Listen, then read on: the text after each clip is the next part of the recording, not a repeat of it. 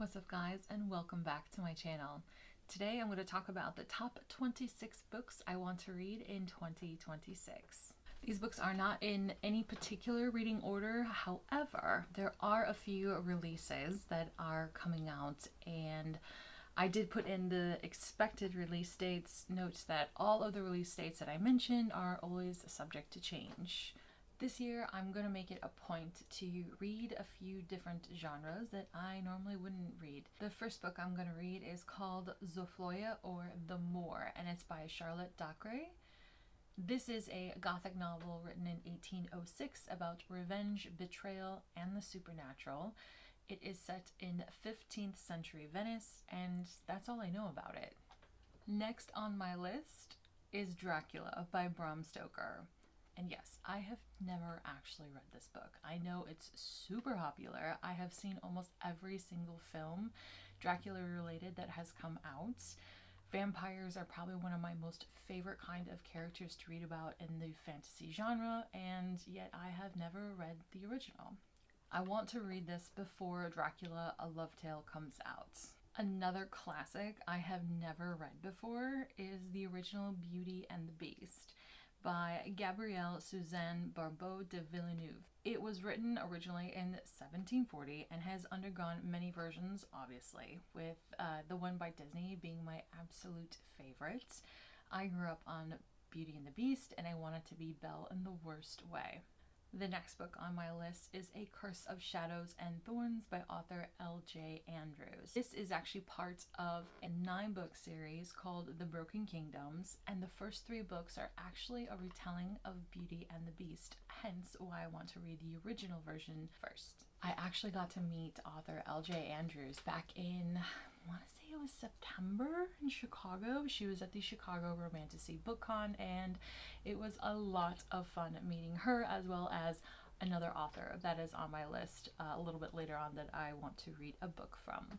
Now, I've been wanting to read A Curse of Shadows and Thorns for a really long time, probably about a year now, so I'm really looking forward to reading it this year.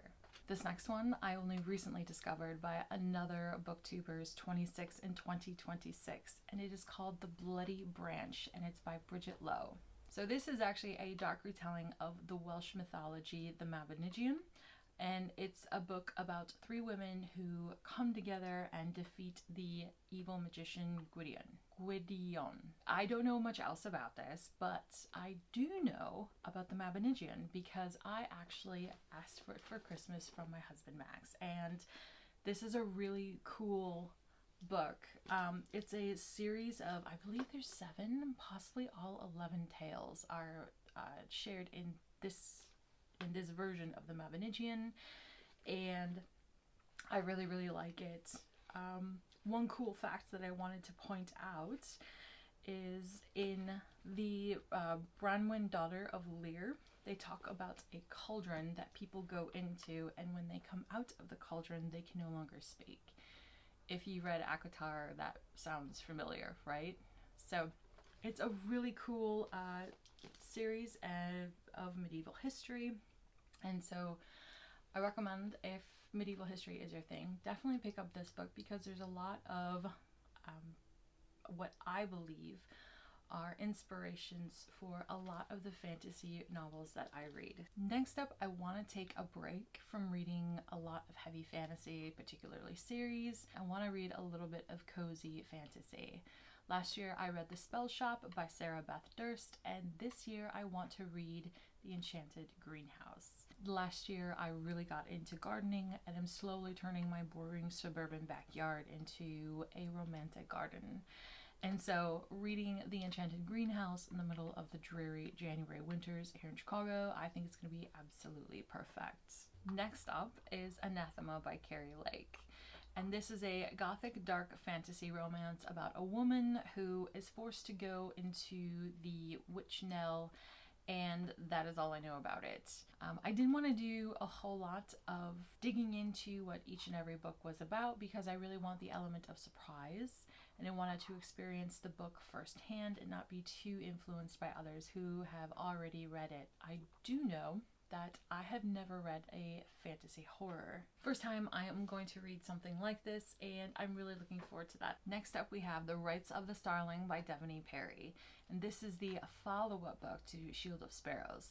I read Shield of Sparrows last year and I absolutely loved it. It ended up being my number 2, maybe number 3, definitely in the top 3 books that I read for all of 2025, so I'm really looking forward to The Rights of the Starling. The Rights of the Starling comes out April 7th. Another fantasy romance that I want to read this year is When the Moon Hatched by Sarah A. Parker, and this is about an FMC who is an assassin. She's captured and put in a prison where she meets Khan. They realize they have a connected past, and that's all I know about it.